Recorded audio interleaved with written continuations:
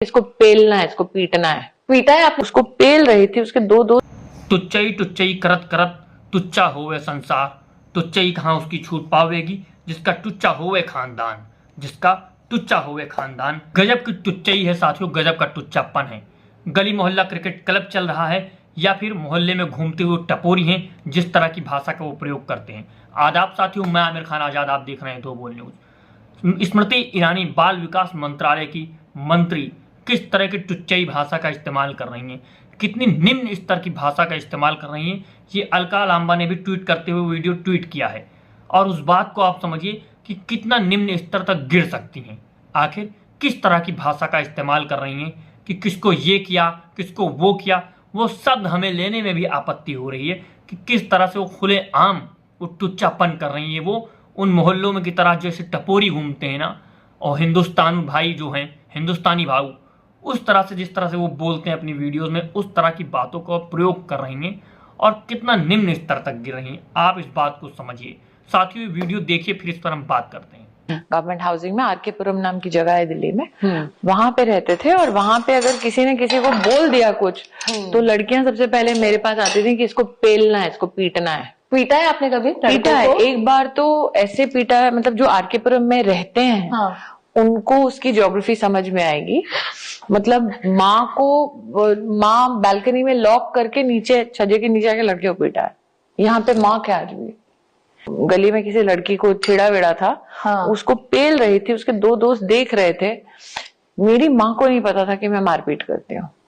आपने वीडियो देखा कि किस तरह से स्मृति ईरानी, सॉरी तुलसी जी, तुलसी कहने में भी हमें थोड़ा सा हिचकिचाहट हो रही है कि तुलसी कह रहे हैं, कहीं तुलसी का अपमान ना हो जाए। इस तुलसी की बात नहीं कर रहे हैं हम, उस तुलसी की बात कर रहे हैं जो हमारे भाई लोग, बहनें लोग अपने घरों में जिसको पूजती हैं, जिस पर जल चढ़ाती हैं, उस तुलसी की बात कर रहे हैं। क्योंकि ये तुलसी तो कितना टुच्चापन कर रही हैं, इस बात को आप समझिए, कितने निम्न स्तर की बातें कर रही हैं। क्या इसी तरह से विकास करेंगी आप? इन्हीं बातों का विकास करेंगी कि जनता का स्तर कहां से कहां ला करके खड़ा कर देंगी? एक बात साथियों, आप बात को समझिए, इस कहानी की मर्म को समझिए कि दो घर होते हैं। एक घर में जिस यहाँ पर हर समय वहाँ के घर वाले गाली गलौज करते हैं, अशब्द भाषाओं का प्रयोग करते हैं, तो उस घर में जो बच्चे होते हैं तो वो भी उसी तरह का भाषा इस्तेमाल करते हैं। दूसरा घर होता है जिसमें ढंग से बातें की जाती हैं, ढंग से सारी चीज़ें की जाती हैं, तो वहाँ के बच्चे, उस घर के बच्चे की भाषा जो होती है वो एक अलग तरीके की होती है, वो एक सधी हुई भाषा होती है जो सोच समझ करके बोली जाती है। ऐसा नहीं होता कि कहीं भी खड़े होकर के कहीं भी कुछ भी बोल दिया।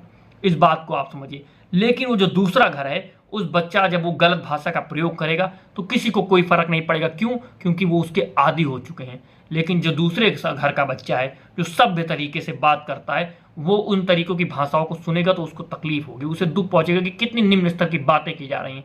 हमारे समाज को ये नेता जो टुच्चाईपन में उतर आई हैं, कहाँ लेकर के जाके खड़ा करना चाहती हैं? इस बात को आप समझिए, ये आप निर्धारित कीजिए। अभी 20 मई बाकी है साथियों, इसका जवाब आप दे दीजिए।